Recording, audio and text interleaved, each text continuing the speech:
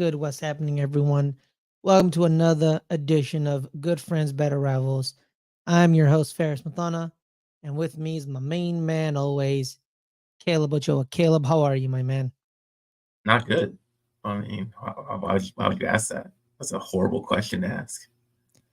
It's kind of just like commonplace. It's No. it was kind of rhetorical, to be honest, because I know how badly you felt. Because this week it was a disaster week for both teams. The Cowboys caught the Buffalo Blues, and the G-men were very queasy in the Big Easy. Both teams lost. They lost by big. Cowboys lost 31-10. The Giants lost 24-6.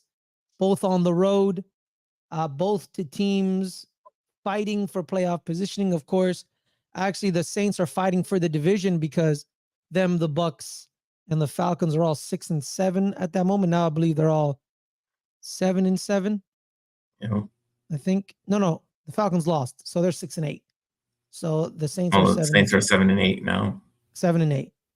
Yeah, 7-8 because they lost yesterday to the Rams and Matthew Stafford. So it's very tight in the South. Like it's always every year. It's always tight. No one ever really. Last year, Carolina almost won the division if they just beat Tampa Bay that 1 week. So it's always close there. So they're fighting to stay in the hunt.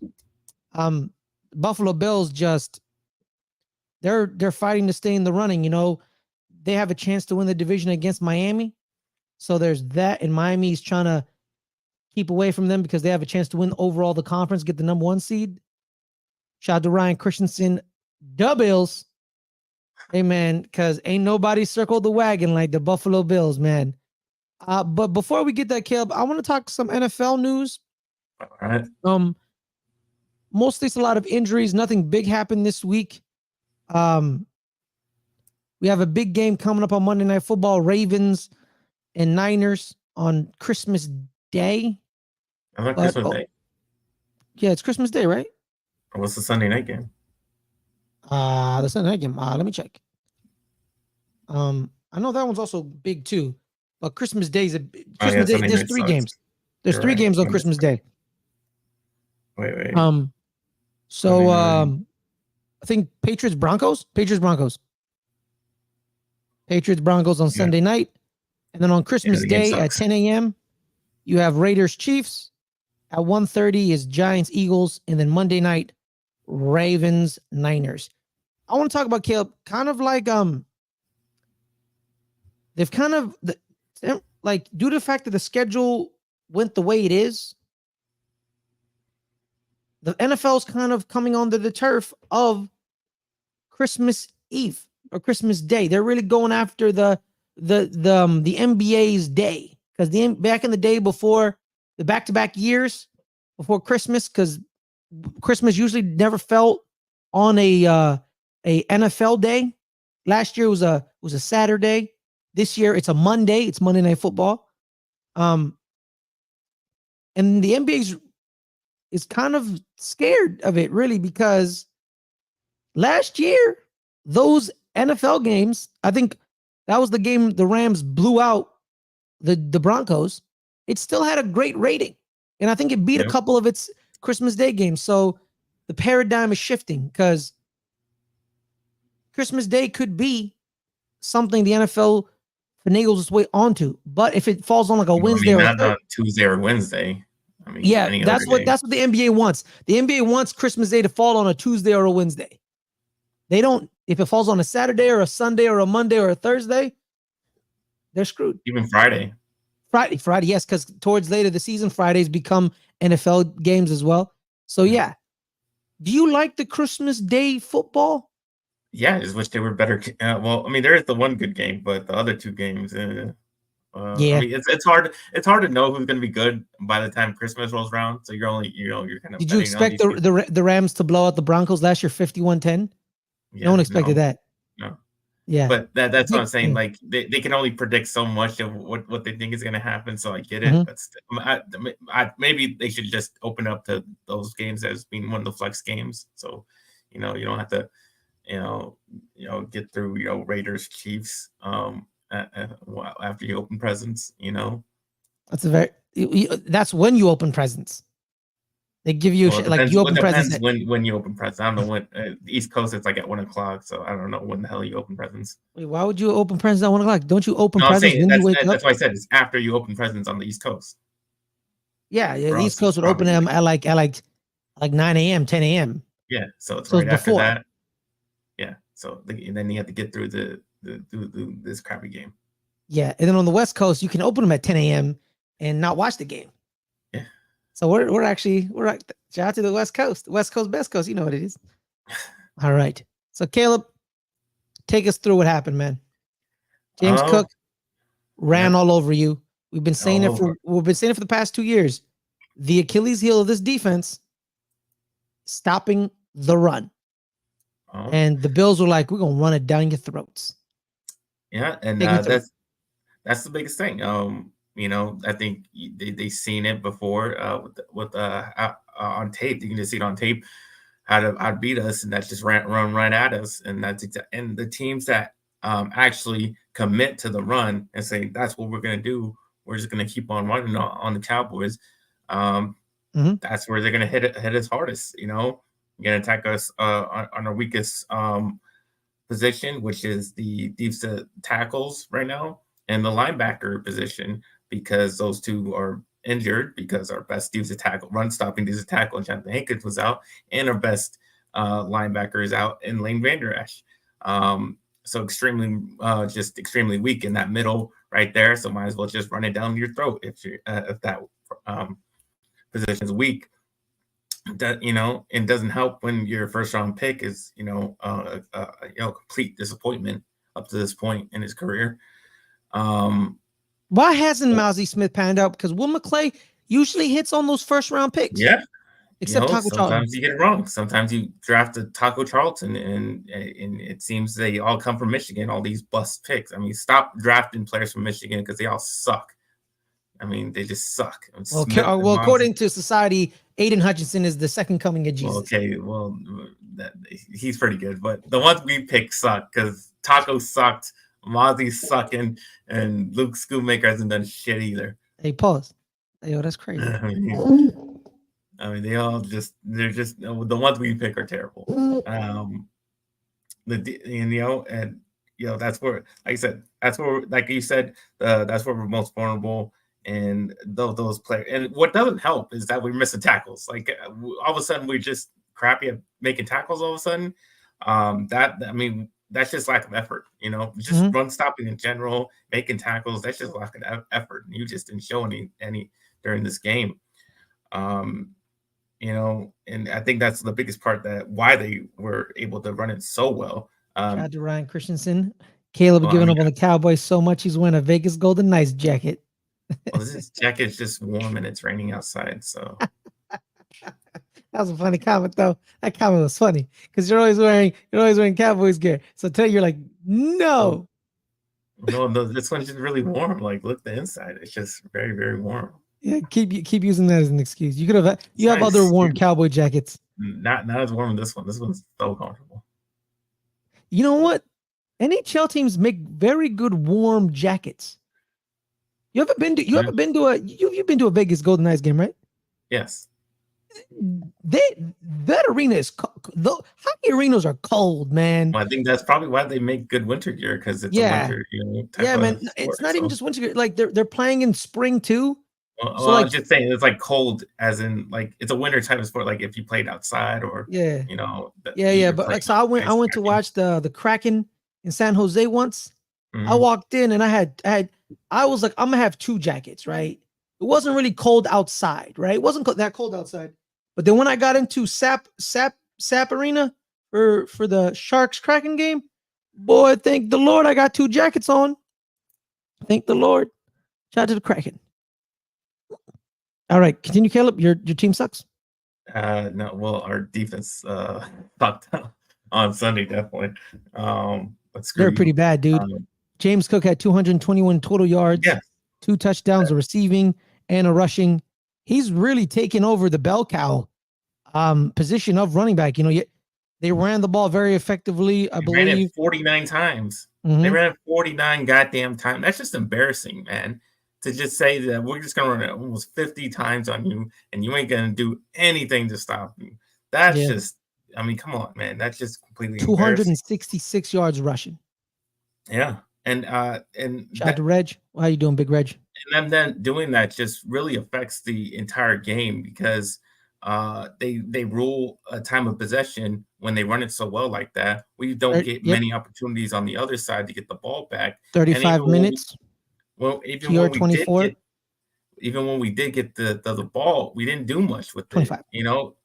because on the other side, I mean I just got to give the Bills credit. I mean they just came in with a game plan on all sides, whether it was offense or defense, because their defense played extremely well as well. They took away the passing game by putting a bunch of guys in the back and just kind of shutting down every big play opportunity that we had.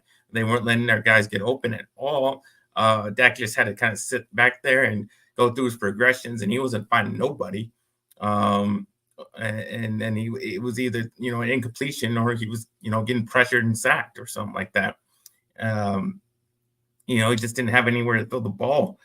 And what they did allow us to do was run it a little bit, but we couldn't run the ball because they were on the other side. They were just running too well. Where if we ran the ball ourselves, it would just run out the time, and we were behind the whole game. So we can't really force you to be one-dimensional. Yes, which they made totally they let Tony Pollard run a little bit, but Dak couldn't complete his balls, and the offense was just completely ineffective after that. For the first time, the Bills weren't not Josh Allen dependent. I think we've seen. No, they weren't. Josh Allen did not have, statistically speaking, Josh Allen did not have a great game. He had 90 yards passing, I believe. He had one touchdown pass, but that was to James Cook. This was the James Cook show. Yeah. He was the man. And basically, with running the ball, Caleb, I think me and you can agree on something. It's literally about, do you want to run the ball? Do you want to line up and hit the man in front of you and push him 5 yards?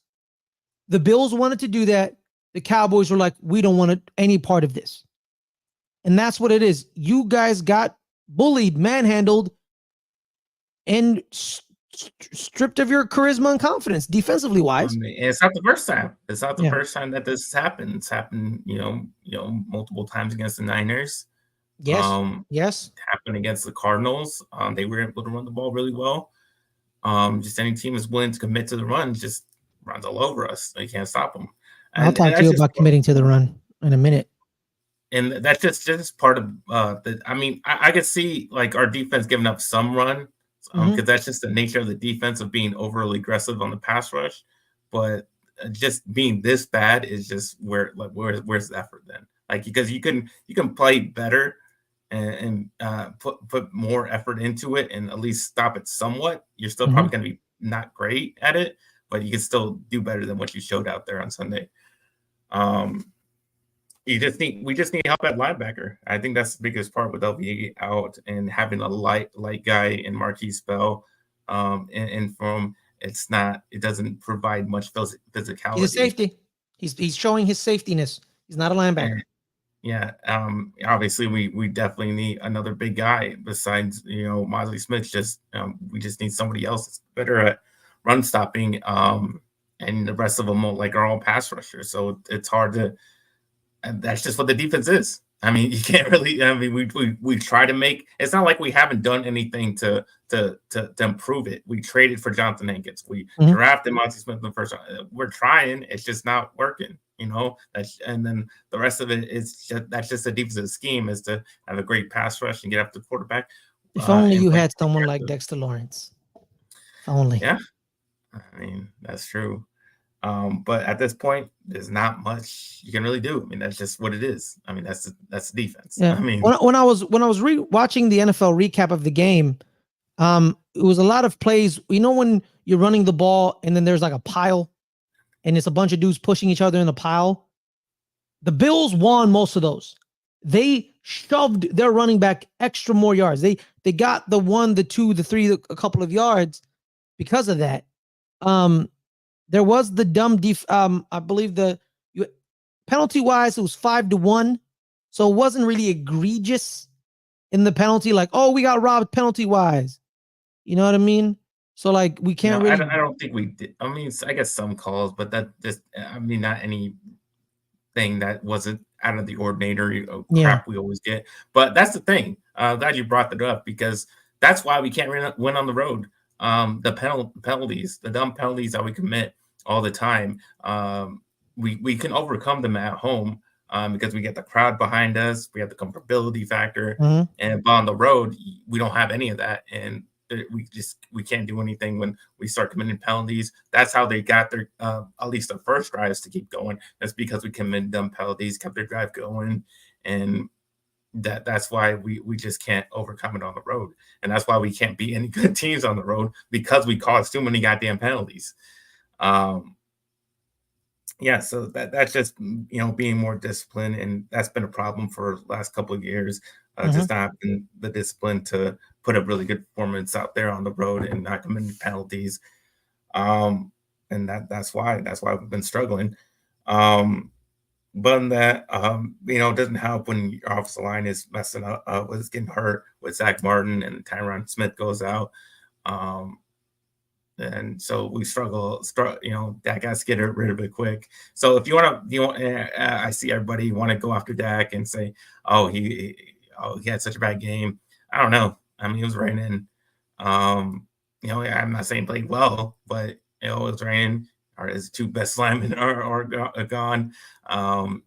We can't do much on the defensive side. He's kind of just making something work. So I don't know. I don't really say it's like, oh, he played. Oh, you want to put it all on him? Because I really just feel like the defense just played like complete ass. So if you want to put it on Dak, that's fine. I mean, I'm not going to. Well, yeah, you're bringing up the last week when Cam Newton brought him in the conversation of game manager, where in this game all hell broke loose for the Cowboys, and he couldn't, let's say, put the team on his back and elevate them past their shitty defense and the environment, right? But like I said, someone else said I gotta step up. I mean, why ain't nobody get open? I mean, got open one time on the big play scheme that got Brandon Cooks to get open. He did miss it. I'm not saying it. Like I said, I didn't say he had a great game, but someone else got to step up, like get more open, do something, for him. You block for him better because he's getting pressured. That's what I'm saying. Other people have to step up. You say we had all this talent, yet it's not showing up, and when he needs them to show up. So, and honestly, man, like here's the thing with the Cam Newton thing. His receivers were Jericho Cotchery, Devin Funchess, right? You don't expect them to be good, really. They're receiver 3 and 4s. Yeah. With the Cowboys, CeeDee Lamb, where are you? Where are you? Brandon Cooks, where are you? Brandon Cooks was a receiver 1 on every other team he was on except the Cowboys. He was receiver 1 in Houston. He was receiver 1 in LA. He was receiver 1 in maybe it wasn't just them. Maybe it wasn't just their effort of performance. Maybe it's the scheme. Maybe we came in a bad game plan. Maybe we couldn't counter. Mike McCarthy has to take blame on that. Maybe he couldn't counter anything to go against their defense. Maybe Sean McDermott just put up a good game plan and how to stop them from what routes they were running. And that's the thing. Maybe Mike McCarthy couldn't adjust and didn't have time to adjust because we didn't have the ball as much. And that just kind of resounds. That's why I said it's like I can't really say if you want to just put all blame. Oh, Dak was just horrible, and this is why we lost the game. I mean, that's just not what it was. So, yeah, my thing is I don't think Dak. Like going back to what Cam said, I don't think he's a game manager, but I don't think he's a difference maker either. Because when all hell broke loose, everyone failed. I think everybody failed. Everybody failed. That's what I'm saying. Yeah, everyone failed. And that's a lot of the time when we lose these kind of games. So, I mean, you can see it in the 49ers game, the last 49ers game. Everybody played like ass, and yet Dak gets all the blame. That's what I'm saying. That's why I don't get. So sometimes it's a criticism. I can see in certain playoff games against that he didn't play well. Defense did play well. Didn't do enough. I get the last year's Niners game. Yeah. Other times when the whole team just shuts down and doesn't put any effort out there and completely as a team lost, but yeah, he still gets the same criticism as the other games. So that's the only problem I have with it. Yeah, it's like like shout out to Cam Newton. In the Super Bowl, the entire Carolina team failed. Everyone failed, except their defense. Their defense showed up with Thomas Davis playing with one arm and Luke Kuechly, but that entire offense failed because that offense wasn't really good. It was fool's gold. And then when they were against a phenomenal defense in Denver with Von Miller, Malik Jackson, DeMarcus Ware, TJ Ward, Aqib Talib, you name it. What happened with their offense? What happened to the receivers?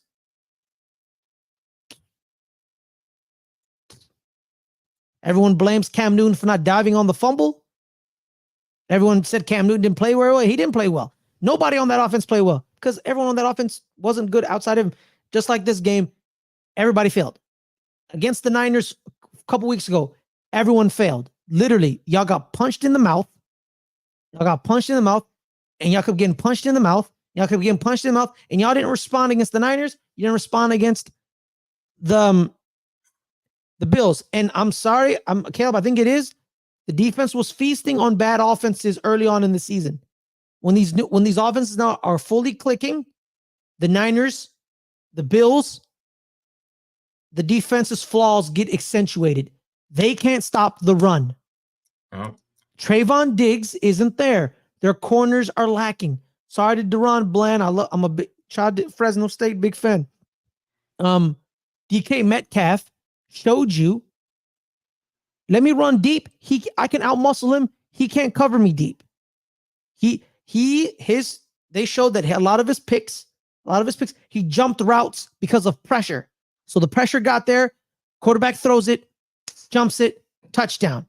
But when you're not getting pressure and the quarterback has time and he can throw it deep, DK Metcalf eats on Deron Bland. So when good teams and offenses now they're getting in a rhythm late in the season, people are a little banged up, people are a little hurting, but now the offenses are clicking.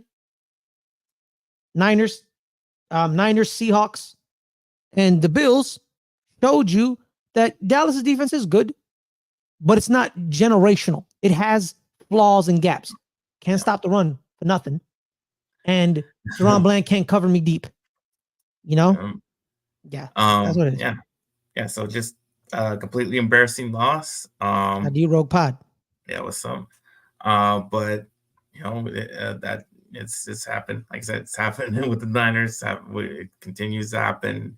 And if we want to do anything, we got to get it fixed. But other than that, we're still able to clinch a playoff spot before the game. Yes, we were. Because I believe, I don't know what the scenario was. I'm not even gonna front. One of the other bad teams lost. Yeah. Which clinched our playoff position. But the Eagles lost as well on Monday night against the Seahawks, which keeps. Don't even get me started, bro. Don't even get me started on that, bro. Don't even get me started on that, bro. That keeps us at number 1 in the division for now. Yes, it does. Yes, it does. We got 3 games left to go. 2 tough ones and 1 tough road divisional game. Mm-hmm. So we still in the position to just we got to win out. And we gotta hope we gotta be Giants fans and hope that they can get one of these. Because if we do that, then we can still take this division. They're still right there for us. Despite everything's still right there. Yeah, everything's still right there. It's still right there. Yeah, but you need the Giants to help you out big time. Yeah, that'd be nice. But yeah, if we could just we still need to win all these games, and we'll get the number 1. We'll get the division. So that's what I'm hoping for. I'm hoping for a complete Eagles collapse because they're looking really, really bad right now. Can we talk about how much of a bum their head coach and their offensive staff is, and leading to their bum quarterback? Yeah, well, we can talk about that. I'd love to talk about that. Like, you got to be kidding me, bro. Like it started with me as a joke like fantasy wise because they weren't passing to AJ Brown. But then you start but then when you put on your critical eyes, the offense is stale. There's no creativity. They're missing their offensive coordinator, Shane Steichen, who's now the head coach in Indianapolis. And guess what Indiana's doing, Caleb? So Indiana, Caleb, has the best. They're playing with a backup quarterback, and they're really productive. Like the Colts are really productive offense. I mean, they've scored like 27 points plus in like Caleb, the last 6 to 8 games. Let me tell you something. They have the second best record behind the Niners, who are 6-0 since week 9. You know what Indianapolis's record is? They're 5-1. They can win their division. They can make the playoffs. That Houston, are they done playing Houston? I think they have one more game against Houston. I need to double check because Indianapolis. So they damn it. They play the Texans last game of the year.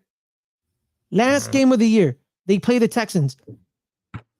The Texans, Jags, and them are all 8-6. They're all 8-6. Yeah. I don't think they play the Jags anymore. I think they're done playing the Jags. So they're done playing the Jags. Yeah, but the Jags did beat them the last time they played. So the Jags swept the Colts. They beat them 37-20 and 31-21. So they swept the Colts. So they need the Jags to lose a couple more games. But they faced Houston last game, and I think that's the problem with the Eagles is the interception to AJ Brown at the end of the game was basically Jalen Hurts saying, "Flip it. He's down there somewhere. I'm gonna throw it deep." And AJ Brown gets hit. He gets hit by the corner. You know, some people say pass interference, but he gets hit by the corner. They didn't call it. And then Julian Love, of course, is back there because you're doubling AJ Brown deep. Duh. And then the first interception, Caleb, this one was the worst one. It was already predetermined who the ball was getting to. You know how I know that, Caleb? How do you know that? AJ Brown jogs off screen. He doesn't run a route. He jogs off screen. So you're telling me AJ Brown, your best receiver, because he's physical and fast. Like, shout out to Devontae Smith. He's very fast. He's very skilled on the route running. Same thing with AJ Brown. But AJ Brown has something Devontae Smith doesn't. He can fight physical corners. He's not in the play. He just jogs off screen. And guess who they throw it to, Caleb, at the end of the game? It was a dude wearing number 80. You know who that dude was? I didn't even recognize him. You know who he was? Who? It was Julio Jones. Oh, damn. I didn't recognize him. Because he was wearing number 80. And I'm like, you're an offensive Nick Sirianni was an offensive coordinator in Indianapolis. Offense is your game, right? Why is the offense so stale? Why is it so predictable? Why is AJ Brown jogging off screen? This is how you lose the division. It might be due to how healthy or not healthy Jalen Hurts is, and that's why he has to kind of coach. Yeah, apparently he was sick. He was sick during the game. My thing is this, man. If he wasn't healthy, why is he playing? That's the thing. Why is he playing? But then it's always the excuse. Oh, everyone's not healthy at the end of the season. Yeah, but if you're not healthy, you shouldn't be playing. You know, I'm sorry, like what? Yeah, I'm sorry, bro. Like, their offense was really working last year because they were able to run the ball really well. They ran it really well with Hurts, and they're just not. They can't do that this year. Like I said, whether it's sorry, it wasn't Julio Jones. I want to double check. It was Quez Watkins. Watkins. The first interception was to Quez Watkins. Like, literally, I'm literally watching this. AJ Brown jogs 3 yards because he knew he wasn't getting the ball. That's how you lose the division. That's why they're not winning. Monday night, Caleb. Monday night, this coming up. Niners, Ravens. That's your Super Bowl preview. They're making the Super Bowl. That's my Super Bowl. Ravens, Niners, Monday night is a Super Bowl. It's Super Bowl part 1. Super Bowl part 1 is that game. Because they're making it to the Super Bowl. Because the Niners, they're hating on all, dude. The Niners just cooking. They're just cooking, dog. They're just cooking. You want to know someone who's the opposite of cooking? Tommy Cutlets. He couldn't cook. There was no cooking for Tommy Cutlets. No. He tried to get a little New Orleans shake and bake, Zeta Ranch. He tried to mix it up with the jambalaya and the gumbo to drop some cutlets in the gumbo, and it was rejected because everything went wrong for the. All that pasta, can make you lethargic.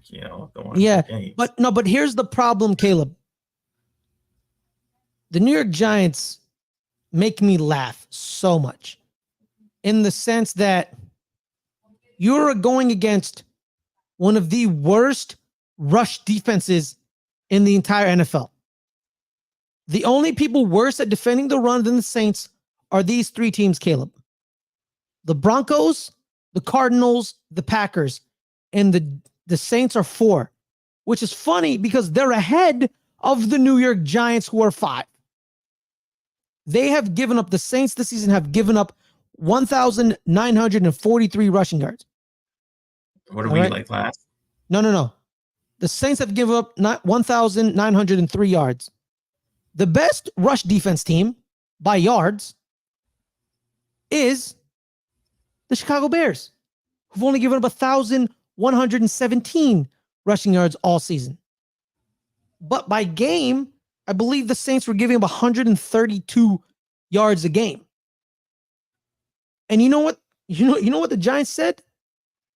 So we have Saquon Barkley. And you know what we're going to do, Ferris and Caleb? You know what we're going to do? We're going to throw it. We're going to throw it 38 times. And we're going to give Saquon Barkley 9 carries. They didn't commit to the run. Game plan. It's a great game plan. They didn't commit to the run. Like we said with the Buffalo Bills and you guys, it's about wanting to run the ball. It's about wanting to look that man across the line on the defense and say, hey, I'm going to stuff you in the ground. John Michael Schmitz looked at Kalen Saunders and said, I'm cool.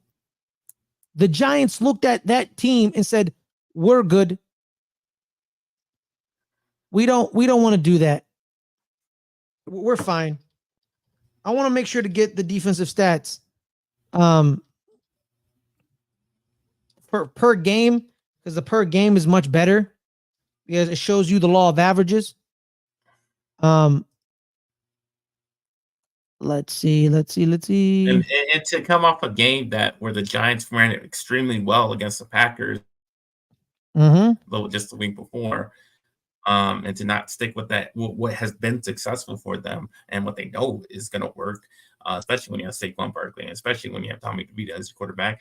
I just don't understand that thinking there, unless you're just saying, oh, well, everybody loves Tommy DeVito, so why don't we just showcase him? So Caleb, after the Giants game, the Saints dropped for the average. They dropped. So now their average is 126.9 yards a game. They dropped.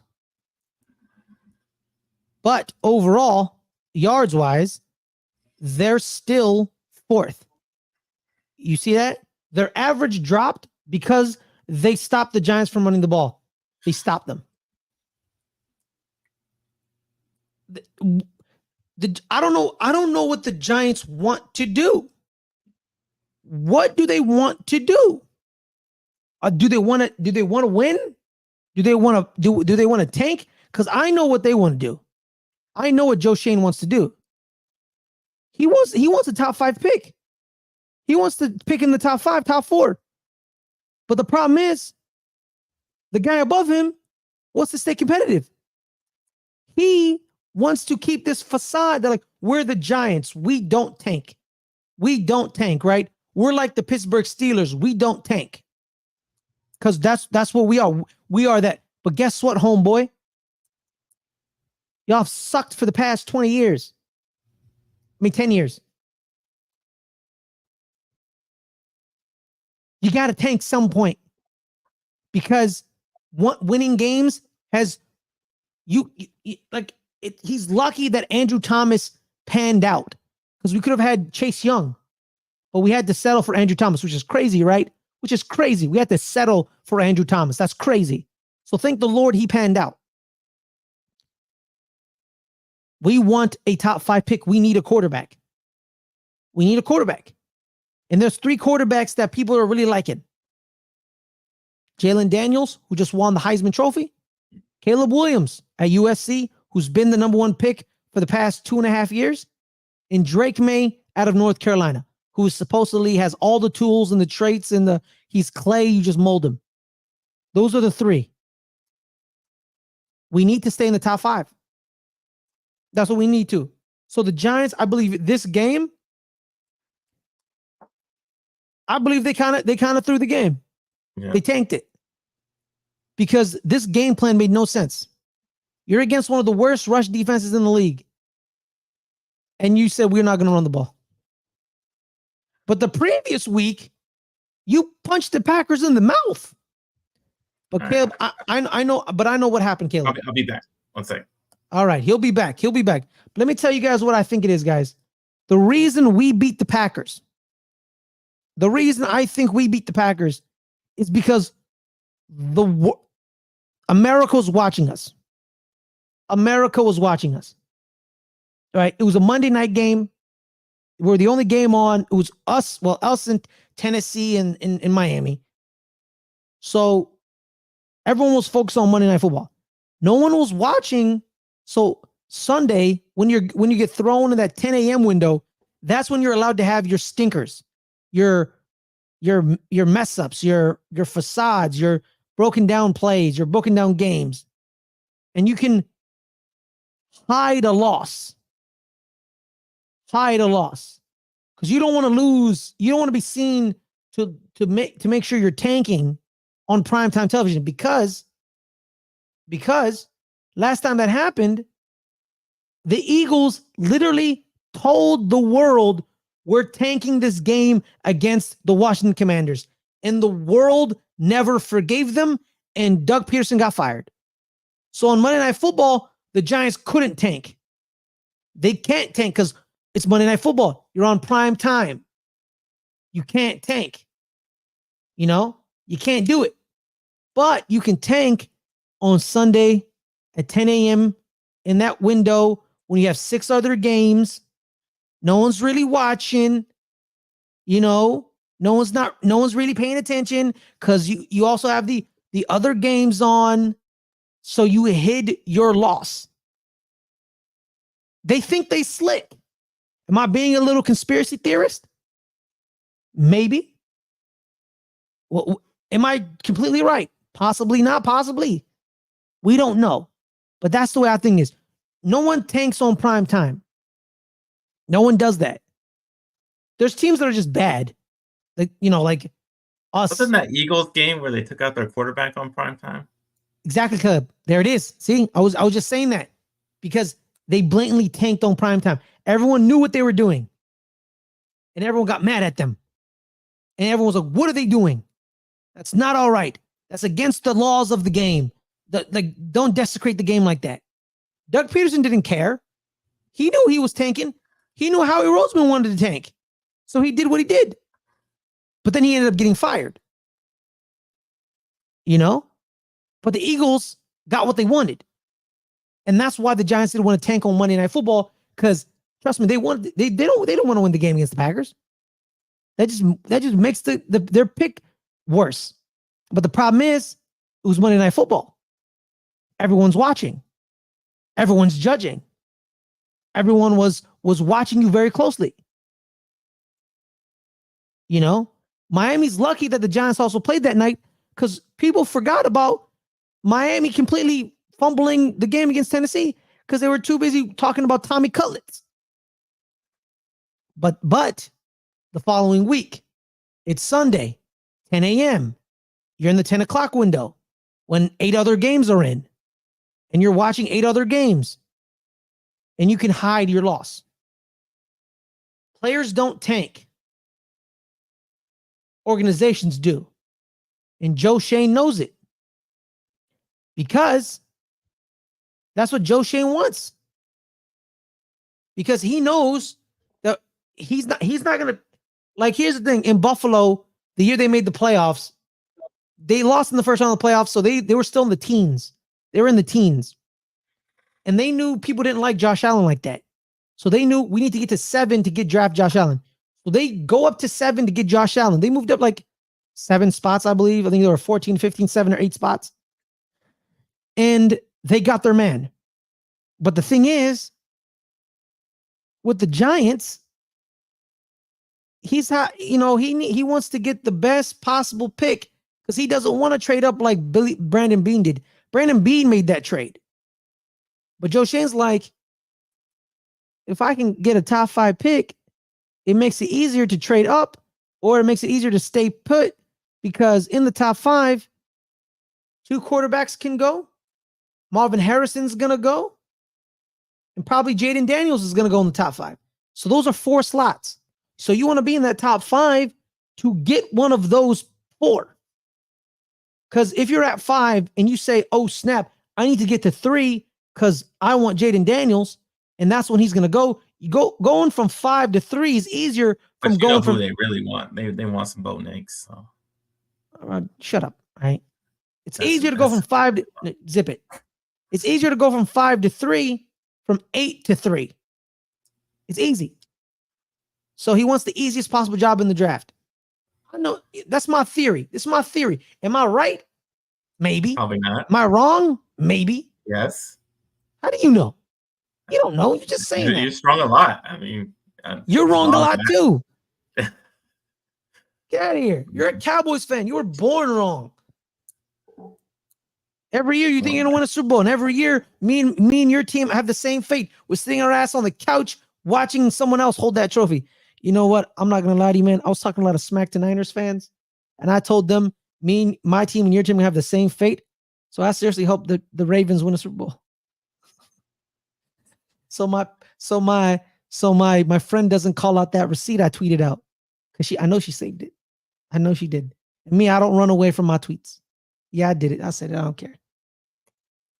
Unless I'm, you annoy me and I just don't want to deal with your nonsense. But I digress. Everything went wrong against New Orleans. Everything went wrong. Yeah. Corners were given too much space. That touchdown that they threw to Keith Kirkwood was his first touchdown in like 4 years, I think, which was kind of sad to give up that. So when you see what they did this past just last night, and they pretty much struggled to score against the Rams, and it's not like their defense is like much better than the Giants, I would think. No, they're not.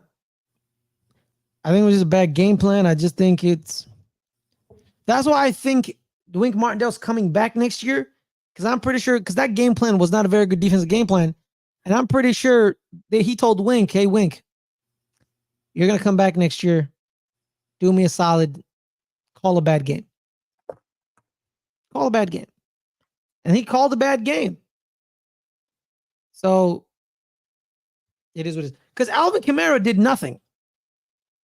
He had 9 carries for 19 yards.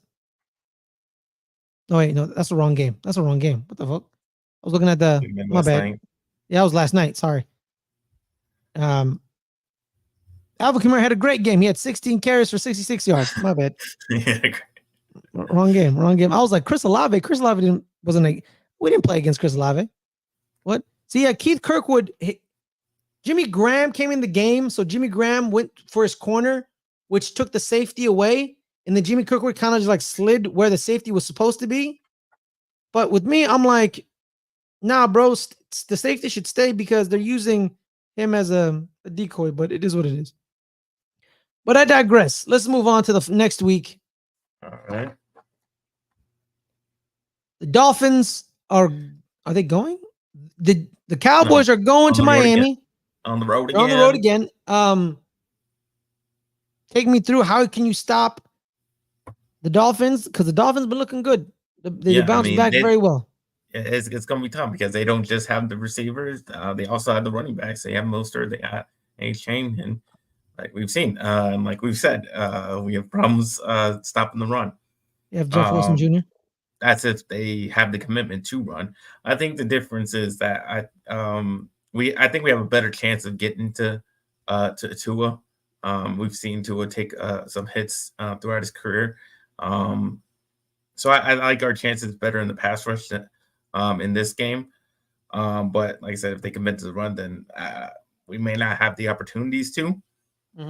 Um, but hopefully, after getting our ass kicked, we Have get some self-respect. we get exactly some self respect and get refocused. And I think we have done that. I think we've done that throughout the season. I mean, we haven't had consecutive losses. Usually, when we lose, we come back and we play pretty well. You are 0-3 on the road against above 500 teams. That's true. That's true. Something got to give. No back-to-back losses or 0-3 on the road against above 500 teams. Something got to give. Yeah, something's got to give. But like I said, we've getting no evidence that we can play really well on the road, but or be Caleb, a team really that's good on the road. But Miami has 0 wins against teams above 500. That was what I was gonna say. They don't. They haven't beat nobody either. Nobody. So you can criticize us for that, but they're even worse because at least we beat the Eagles. At least you beat them at home. At least you beat them at home. Yeah, we beaten the Eagles, and now we can call the Rams a good team because at least they're a winning team now. Yes, and we blew them out. So we've done more than the Dolphins. Absolutely. But it's still gonna be a tough test. I mean, we just gotta stop that run, which we haven't proven to be able to. But at least slow down. Like at least put some effort into it. Like I remember. Here's the thing. I remember the Patriots game where they literally said, "We're running the ball on the Patriots. That's what we're doing," and that's what they ran. It was on Sunday night, I believe. Tua Tagovailoa didn't have a great game, and Raheem Mostert had a great game. He had I think over 100 yards and a couple of touchdowns, and he kind of said, I think with Mike McDaniel, if it works, keep pressing. And he's from the Kyle Shanahan team, right? So he knows about the Cowboys. He knows what they are, who they are, and how they act, right? Yep. So there's that. But if you disrupt their timing, it's over for them. And getting a sack disrupts a lot of timing. Yeah. And that was one of the things brought up was whether to put Micah back at off-ball linebacker. Obviously, that's where he was drafted for being a very good run-stopping linebacker in college, at least. And fans been talking. Other analysts been talking. Maybe we should put him back there. It depends. It depends. I would say it depends on how the game's going. I mean, obviously, I would just stick him out there and do what he does best, which is pass rushing. If we have to make an adjustment and we're just getting killed in the running game, I don't see the problem in it. Put him make halftime adjustment, just put him back there and see if that improves.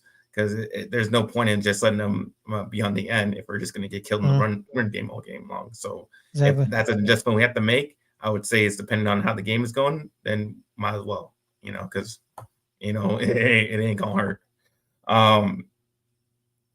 So and then also, Zach Martin, Tyron Smith, both questionable. That's gonna be a problem. It's gonna be tough to protect Dak. But if he's able to, and that's the thing. The problem with what happened last game, I don't understand what this offense, the West Coast offense, is supposed to be. Just get drop back, get it out real quick. I don't understand what the problem was of doing that last week because he wasn't able to do that. So hopefully we're able to scheme better up. Then you get back to the quit getting out Dak's hand very quickly. And I think that will help this offense. And obviously Tyreek Hill, questionable, probably going to play, but still questionable. And it's going to be, we've seen Bland get a little burnt sometimes. So that might be a big problem. Generally, I think this game is going to be very similar to when we played the Seahawks. Really high scoring because they're very similar. I mean, they got the Seahawks had the running back. They didn't have the running backs then, but they still have like a bunch of receivers. Dolphins have a bunch of receivers. It's pretty similar, I think, to that game, and it's going to be very high scoring. Kind of back and forth to me, and I like the Dolphins to win it 35-34. The Dolphins to win? Yes. Okay. I mean, we haven't won on the road against a good team. I mean, yeah, but they've never. They haven't. We will. Yeah, and they haven't beaten a good team. Yeah. So something's got to give. Yeah. Something's got to give. But Vegas has them as a 1-point favorite, and I'll stick to that. I'll stick with Vegas got and have them as a 1-point win. Yeah, because they did lose Jalen Phillips, but it hasn't really hindered their defense like that. Because they still have Jalen Ramsey and Sealer and Christian Wilkins and they still have Bradley Chubb. He's a problem. In their linebackers, yeah. You know what? I'm gonna go 41-35. Same score of Seahawks Cowboys, but Miami. I'm gonna go with that. Because they're rushing, they're 5-point yards a carry, first in the NFL, 4th overall in rushing. They saw what the Bills did to you. At the end of the day, it's about self-respect. Do you want to stop the run? Do you want to stop the run? And I think Miami's going to be like, let's see if they want to stop the run. And I think, but their defense really isn't. I'm not really like, ooh, their defense is amazing. They're phenomenal. Like, nah, I don't think they're that good. Yeah, but I don't. But the thing is, I don't think they've given up that much points all year. They might not have, but I mean, every time Dak has like a bad game, he all of a sudden comes out, plays really well, and I think that's going to happen. And they might not have given up so many points, but I like just Dak to just have a really good game, to be very focused in this game and pretty much try to do everything he can to win, give us an opportunity to win. I just don't think the defense is going to come through. Yeah, no, they gave 48 points to the Bills, and they gave up 31 points to the Eagles. But the Eagles game, their entire defense was back end was injured. So yeah, I'm gonna go 41-35 Miami. Go 31-45 Miami. So now let's flip it to the other boys in blue. The New York Giants going against the Philadelphia Eagles. Oh, please, God, win. Yeah, that's not happening. This is a get right game. Look, the Eagles haven't looked good. I mean, they've lost 3 straight games. Caleb, I've noticed this. Caleb, the Giants haven't won in Philadelphia since 2013. Yeah. You know who their quarterback? You know who the quarterback was? I don't know. Eli. It was Matt Barkley with Chip Kelly. Chip Kelly. That's how bad this game is. Eagles quarterback. I thought you meant. Yeah, the Eagles quarterback. But someone told me that, but I don't think that's right because I remember Daniel Jones beating Carson Wentz. Maybe that was just a dream. No. Daniel Jones versus Eagles. So it was someone on the national media told me that. Someone told me that. Well, Eagles Giants record. Time out. Because I disagree. So yeah, Daniel Jones is 2-3 against the Eagles. And I'm pretty sure one of those wins. You've lost the last 4. We've lost the last 4. I know for a fact that Daniel Jones has beaten them at their house. Did you have him in 2021? Yes. Well, that was in New York, so no, he didn't. So yeah, so Daniel 2020. I mean, I don't think was Daniel Jones on the team in 2020. No, because that was in New York too. Time out. No, yeah, bro. Daniel Jones has never beaten the Eagles in Philadelphia. Only in New York. That's what I'm looking at. No, the game where he was running and he tripped. Yeah, that was in New York. That was in New York? That's the only wins you guys got is in New York against Philadelphia. No. You haven't won in Philadelphia. Yeah, like you said, you haven't won in Philadelphia since 2013. Huh. Well, ain't that some... So the game he fell and tripped, that was in New York? Probably. Nah, man, because I remember... Because the field looked... I'm looking at it right now. I'm looking at all their games. You've not won a game since 2013 in Philadelphia. Seriously? Damn. Yes. Damn, man. But that's going to change this week. Yeah, it is. Because Tommy DeVito going to get that win. So we've only beaten them at home. Yep. There it is, right there. Then they lost the one. Yeah. He's never beaten them. Yeah. So yeah, we haven't won since 2013. I guess that was right. This is their get right game. Why? But why would it be their get right game? Says who? But what evidence shows that they get right game? Because here's the thing, Caleb. Here's the thing. The Giants have no respect for themselves when they're against the Eagles the past couple years. They just give up. They allow them to punch them in the face. You know, like literally, like in the span of Daniel Jones' entire tenure, when he's against the Cowboys and the Eagles, he has 2 wins against the Eagles, which is crazy to think. He's 2-3. 2 wins against the Cowboys. And 2 wins against the Cowboys. 2020. Yeah. Was he on that team? Yeah, he was. We drafted him in 2019. Okay. Yeah. Still your quarterback? He was still he's been my quarterback for he is.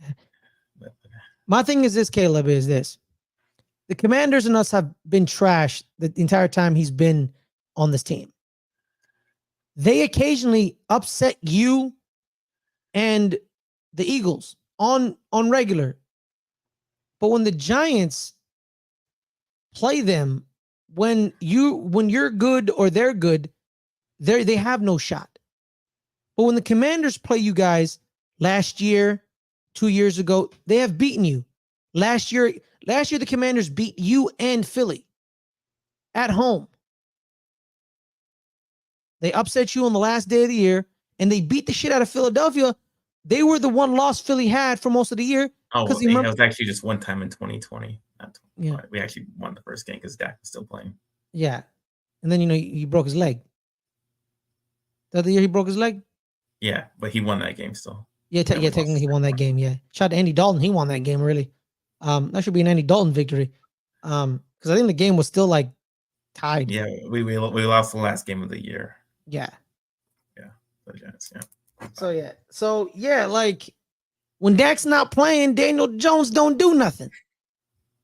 Same thing with the Eagles, man. Daniel Jones isn't playing. We have Tommy Cutlets. Well, I keep calling him Cutlets. DeVito, what's gonna happen?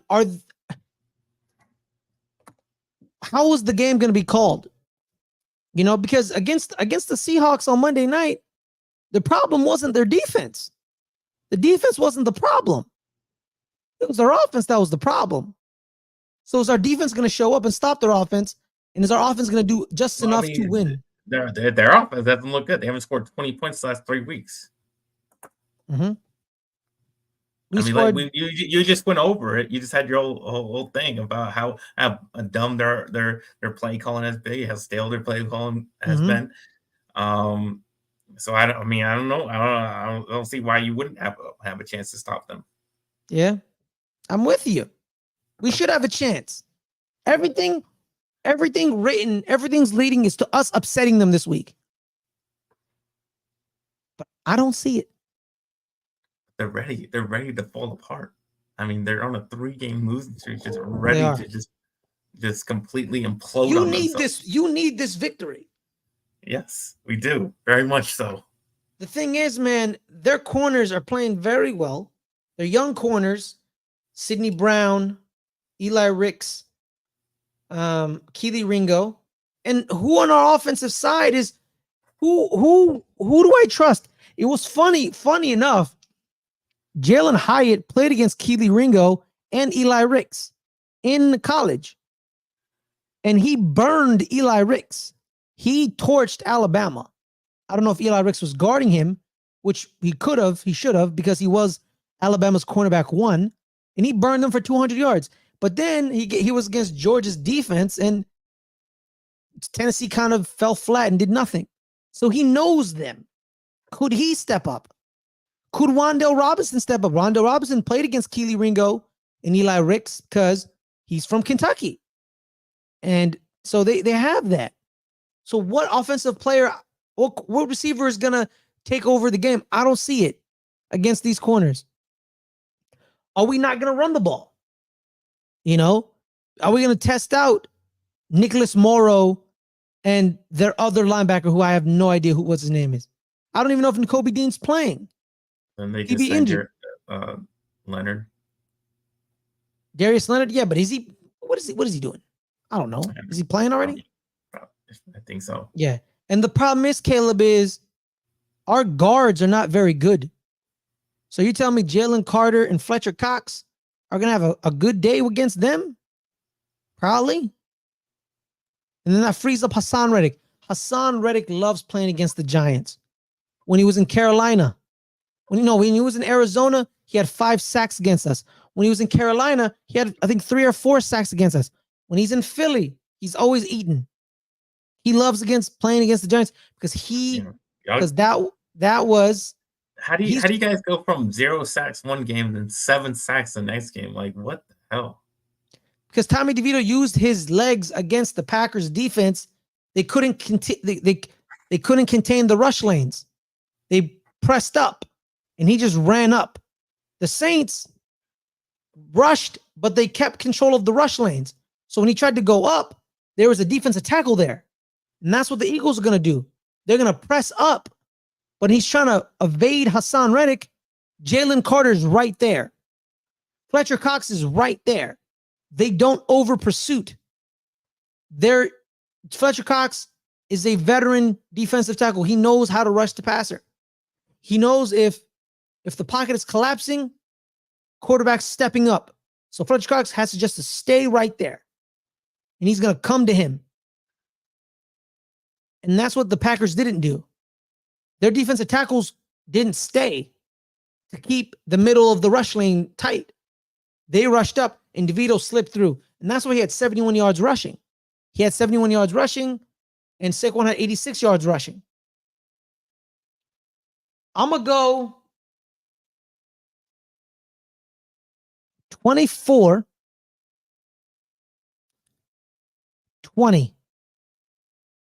Philadelphia. I'm gonna go 23-20 Giants. A Mason Crosby game-winning field goal. Is that what we're doing? No, I mean Tommy DeVito is gonna make a last-second touchdown. What are you talking about? Okay. All right. Well, on that note, everyone, thank you so much for joining us. I hope that happens, Caleb. I really do. But do you though? Don't you want the higher pick? Yeah, I do. But if we lose, we lose. If we win, we win. I don't really care, man. I'm not one of those Giants fans that are on Twitter that be like, "Oh, how dare I'm rooting for a Giants win, so those Giants fans who want a high pick can suck it." That's weird. That's weirdo behavior, in my opinion. Me, I'm like, because there's merits to both, right? Losing all these games, higher pick, better players. Winning all these games builds confidence and keeps Brian Daboll's job. Yeah, we're out of the playoff race. Yeah. Oh, so 2 games. Yeah, we're still in it technically. So there's one side has more merit. The other one does. Me, I'm like, fan how you want to fan. If you want to root for wins, do it. I'm not stopping you. If you want a high pick, do it. I'm not stopping you. It's weirdo behavior of people saying How dare you root for wins? How dare you root for losses? You're not a fan. You're not a fan. That's kind of weird. I remember once, I think last year, I stopped being a fan of the Giants. I became a Chargers fan. I was a Chargers fan for a week. I was watching them against the Broncos. It didn't feel right. You know what happened? I went back to being a Giants fan because I can't leave this. I can't leave this team. I'm too emotionally invested. I'm too intertwined. They're in my soul. They're a miserable franchise because you know what? It fits me. You know why? Because I'm a miserable human being. Yeah. Yeah. And like you're you. loud too. Yeah, I'm also loud as well. Just like you, Caleb, you're delusional and you think you're the best at everything. Fits your franchise perfect. When do I think I'm the best at everything? I've never said that. Like That's ever. true. That's true. You do think you're a loser. Yeah. I don't think that either. You walked into that one, didn't you? So, Caleb, where can people find you? You can find me at NFL Caleb 22 on Instagram and Twitter /X. You can find me on this channel every Wednesday at 8 o'clock, all the way up to the Super Bowl, doing betting the NFL, winning you guys money, picking our 5 best bets of the week. I'm gonna have a winning week this week, so go check that out. It's on this channel right now, so go watch it. Go make money. All right, y'all. My name is Ferris Malone. You can follow me at Ferris Malone on X, Twitter, whatever. _Ferris_Muthana on Instagram. Hope you have a wonderful day. Make sure to guys,